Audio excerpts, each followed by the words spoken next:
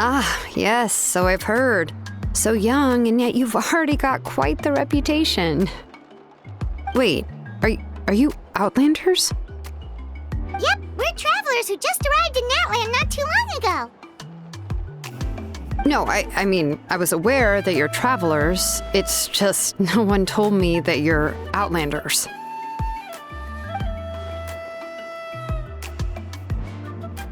No, the only thing she said is that a new hero had pledged herself to the plan, but we need to forge an ancient name to ensure she'd be able to return safe and sound.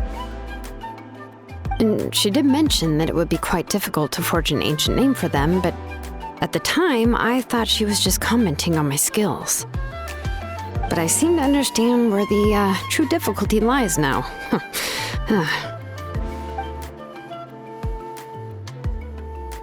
No, I wouldn't go that far. I'm used to it, really. I just need a moment to process things. The Pyro Archon's requests are always difficult to fulfill, and we used to argue a lot. Honestly, it's probably for the better that she didn't bring this up at the time. Anyway, I can't argue with her if she isn't here, and it'd be pointless to take my anger out on someone else. But, just because I understand her rationale doesn't make me any less upset. After all, she must have known that forging an ancient name for an Outlander is an impossible task. It's impossible?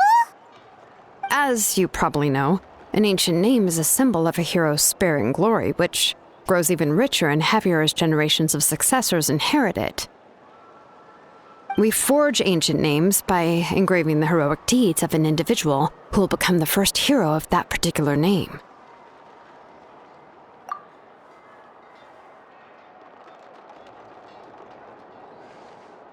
But they were all performed outside of Natland, correct? Yeah, that's right. Then those deeds haven't been recorded by the Night Kingdom. To take it one step further, even if you had performed heroic deeds in Natland, as an Outlander, your actions still wouldn't have been recorded by our lands. Only memories and experiences that have been acknowledged by the Wyab can be used as a basis for an ancient name. Even the greatest of craftsmen cannot create something out of thin air, you know. That's just how it is. Seems the Wyab don't want just anyone to get a name, huh? Mawika, of all people, should know better than anyone, yet she's still entrusted the task of forging the ancient name to me. Oh, Paimon gets it. Nobody's happy being asked to do the impossible.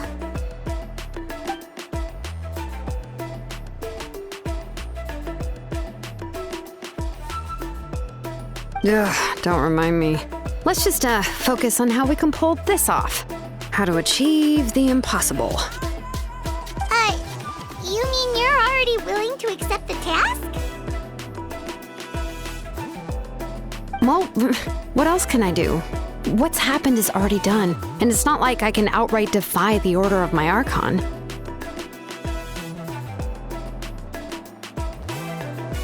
If she gave me this order, then she believes the ancient name is an indispensable part of her plan, and that I'll be able to find a way to make it happen.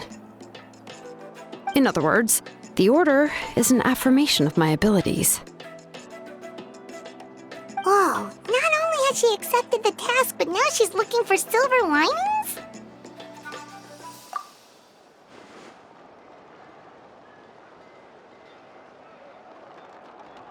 The key is getting the Wyab to somehow acknowledge the traveler's existence and record her heroic deeds.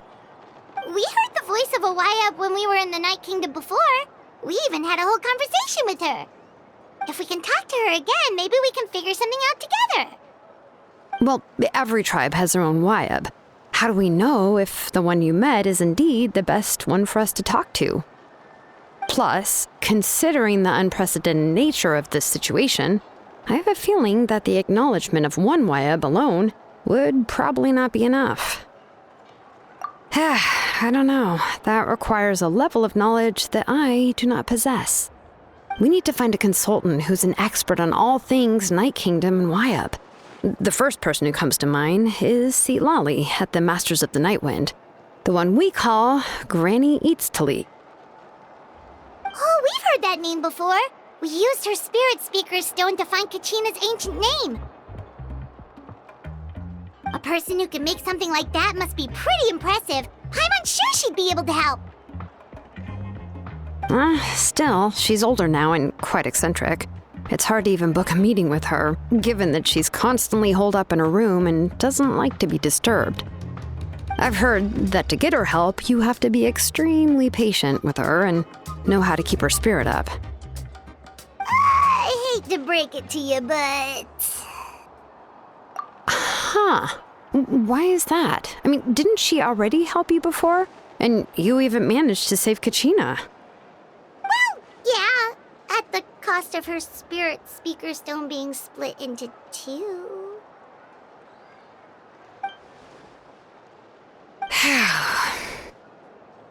Great going, Moeka. We're already off to a rocky start here. In that case, I guess your only option is to try to emphasize that this is an important order from the Pyro Archon. Hopefully, Seat Lolly would still want to show respect to the Archon. I'll also write you a letter on your behalf. If you can find someone to deliver it and mention some good things about you, then that should help too.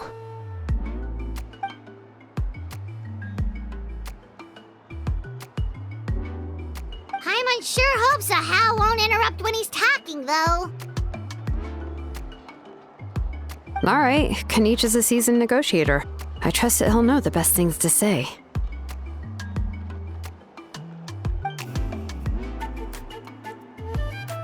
Please just give me a moment to write the letter, and we can meet up near the Statue of the Seven later.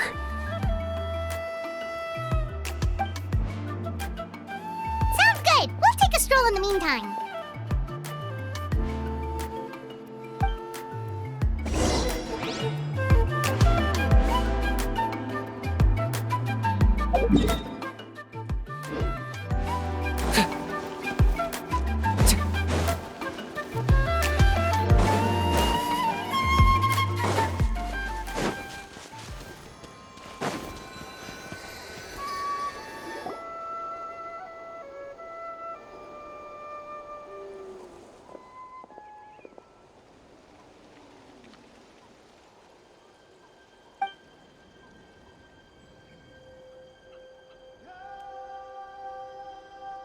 I'm sorry to put this on you, Kanich. It's just that you're probably the only person who knows how to deal with her.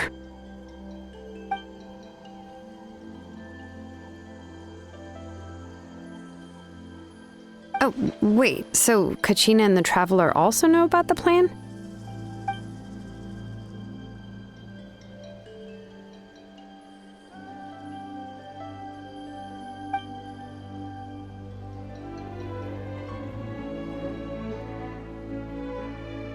Right. She mentioned there are 6 heroes and that Shilonen is one of 4 that have already been acknowledged. Oh, well, then I suppose there's no need to keep any secrets between us. Having companions walk by your side is perhaps the best solace when facing such a bleak reality.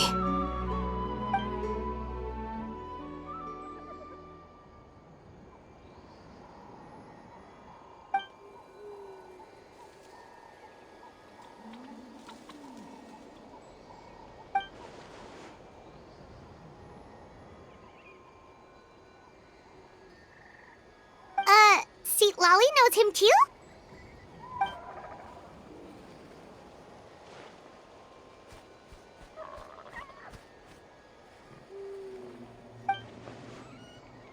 Given how the Masters of the Nightwind love to babble about dreams and revelations, they're already a pretty strange bunch to most. I've never met Auroran, but if they consider him the odd one, he's got to be pretty far out there.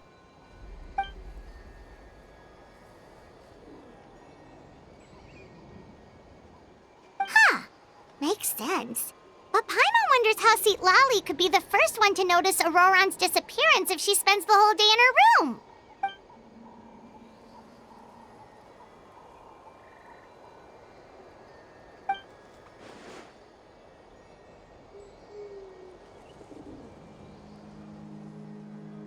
Oh, so if I'm following, You mean we'll help her investigate Roron and the captain's whereabouts?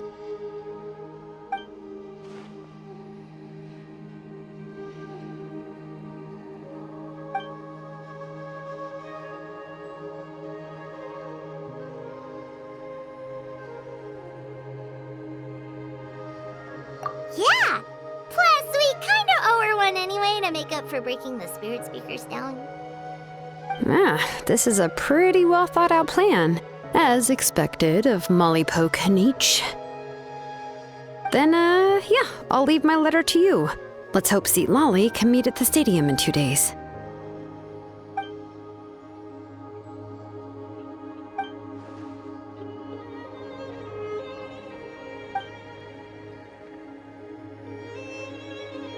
Okay, then let's part ways for now. I'll see you in a couple of days.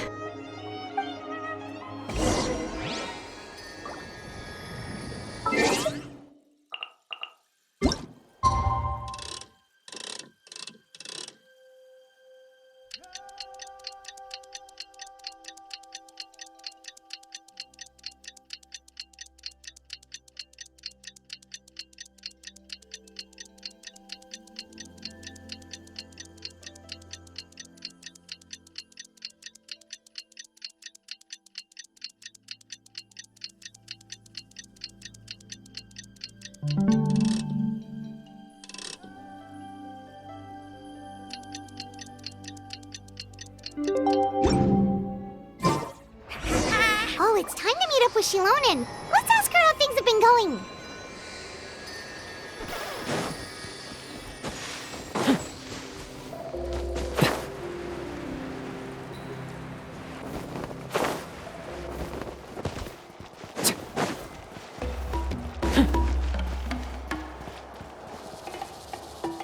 Hey, Shilonen, how's everything going?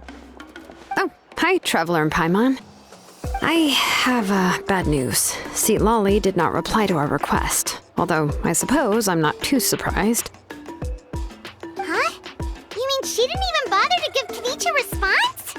Guess she really does have quite the ego then. Yeah, well, she can be also quite eccentric, though she's one of the most gifted people around. Even the Masters of the Nightwind often struggle to work with her. My guess is that she probably has other reasons for not deigning us with a response. But let's go to the stadium and see if we can meet her there. If we do get a chance to talk to her in person, we can still try to work something out. That's true. Let's go!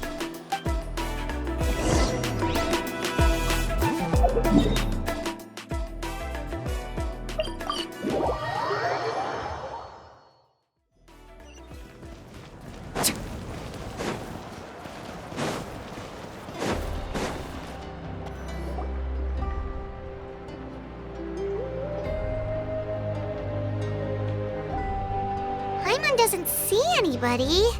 Seems she's just not gonna show up, huh?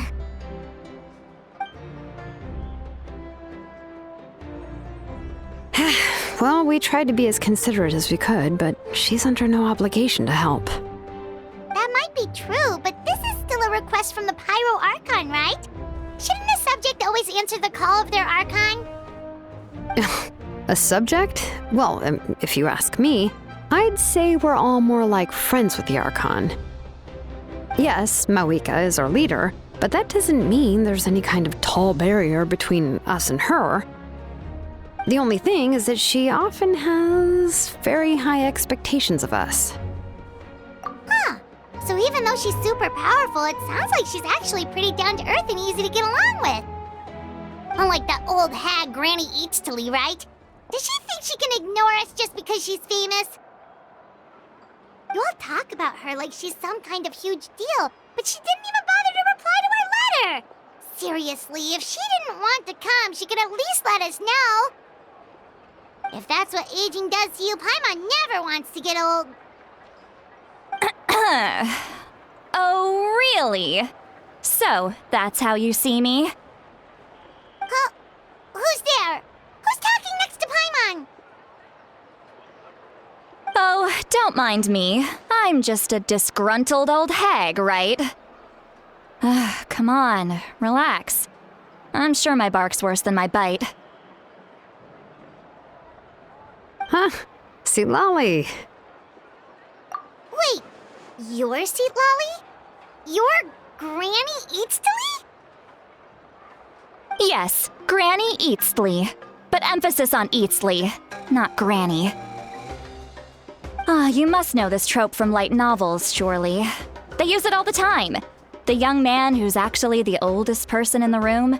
The girl next door who turns out to be a seasoned veteran. The wise sage who looks like a little kid.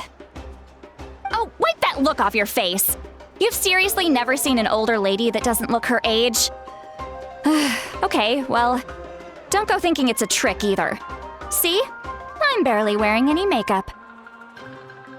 Did I forget to mention, she's called Granny, but she's actually pretty young.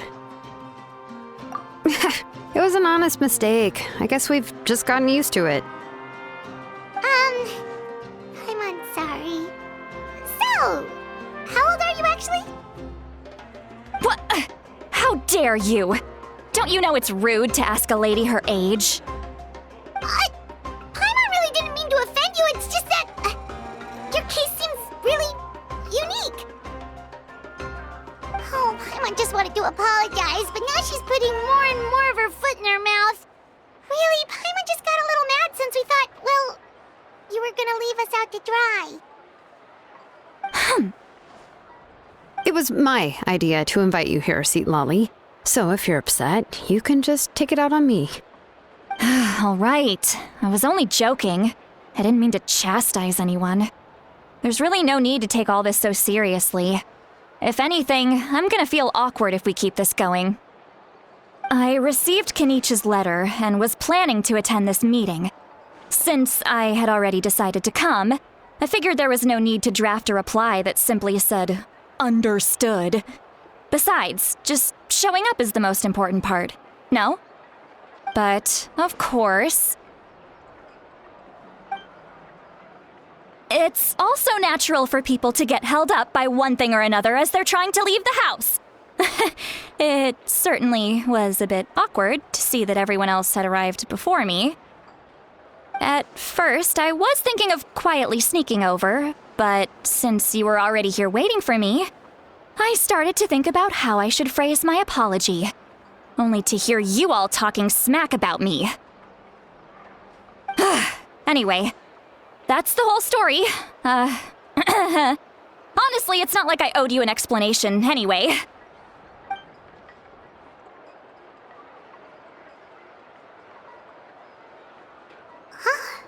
What's with that expression? Was she feeling embarrassed just now?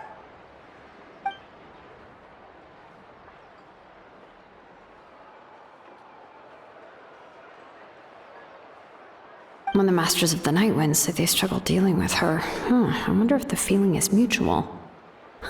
She seems to be pretty awkward herself. Everything she does and says seems a little forced. Anyway, Shilonen, I heard that you require my help in crafting an ancient name. Correct. The situation isn't like anything we've handled before. Let me explain. I see. So Mauika has asked you to forge an ancient name for an Outlander. Well, that would be a first. And you've also heard all about Auroron. I must say, he's always been a good kid. I can't see him joining the Fatui of his own volition. He must have been coerced somehow. Yeah, that's what we came here to ask you. We'll help bring Auroron back if you help us solve the problems of forging the ancient name. What do you think? I suppose I'll just call you Traveler for now. Traveler, come here. Let me take a good look at you.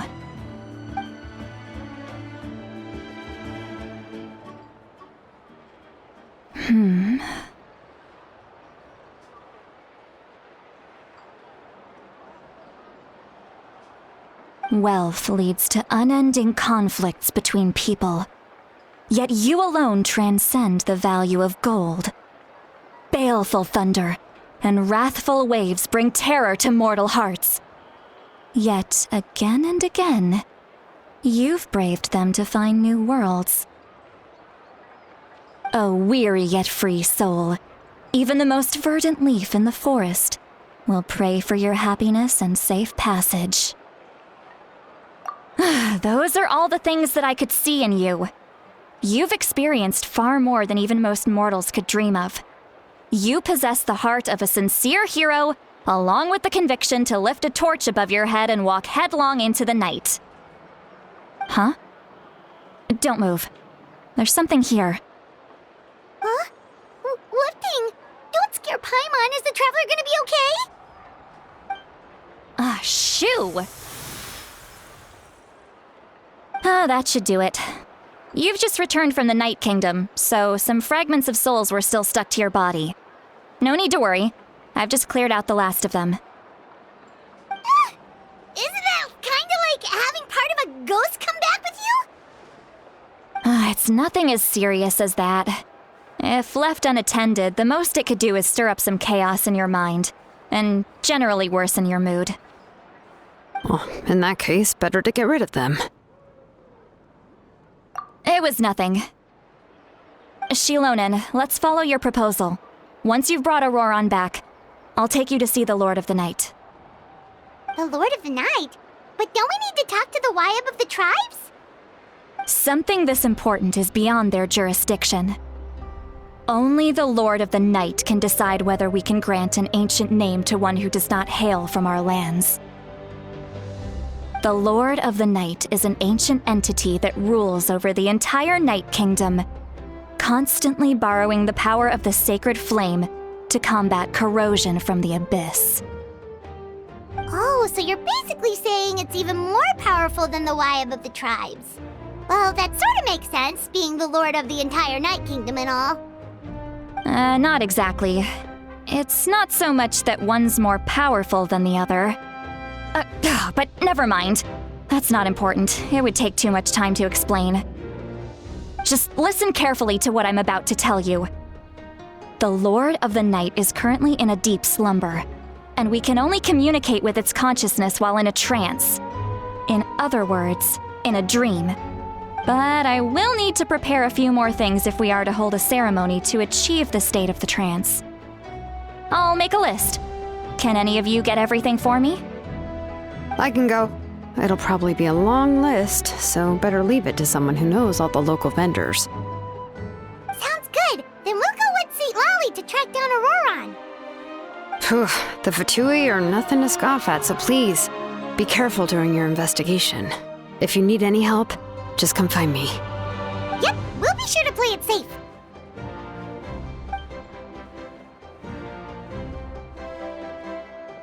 All right, now it's time for us to catch that brat and bring him back.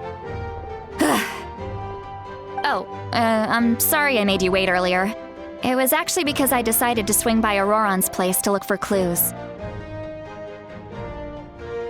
He has always lived alone, and I found a broken jar in his house.